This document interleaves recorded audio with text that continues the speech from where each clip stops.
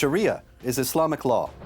It's derived from the Quran and the Sunnah, that is the way of Muhammad, as derived from the Hadith, the reports on his words and deeds, and the Sirah, his biography.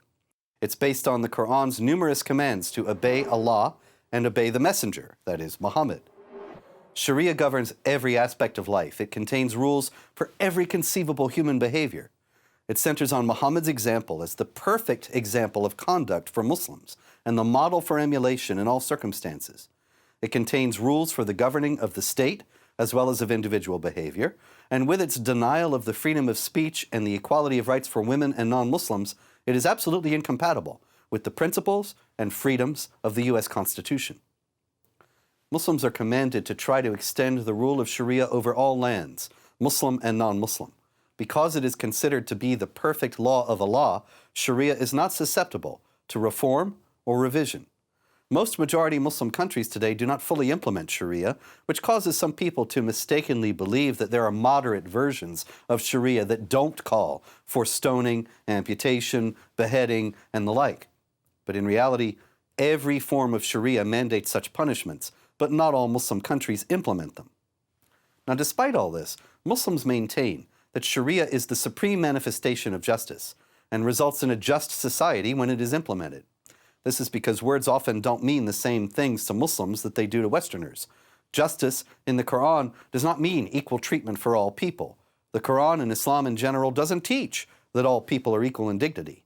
On the contrary, while it tells Muslims that they are the best nation produced as an example for mankind, it says of they who disbelieved among the people of the Scripture and the polytheists that they are the worst, the most vile of created beings. The Quran directs Muslims not to treat each group equally, but rather to be forceful against the disbelievers while being merciful among themselves, that is, among fellow Muslims. In line with this, the Islamic law of retaliation, or qisas, for murder establishes as a point of law that the life of a non-Muslim does not have the same value as that of a Muslim, and that a woman's life is not as valuable as a man's.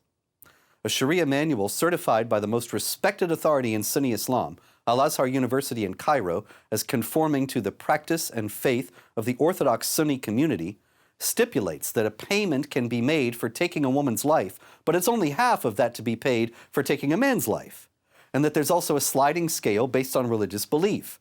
If somebody kills a Jew or a Christian, one need pay only 1/3 of that which must be paid for killing an adult male Muslim. Now, these are universal Islamic principles.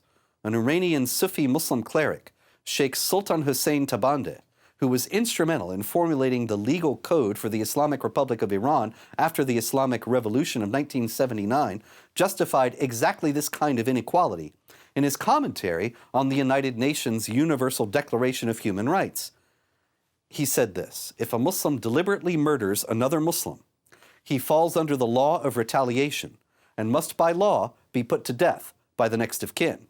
But if a non-Muslim who dies at the hand of a Muslim has by lifelong habit been a non-Muslim, the penalty of death is not valid.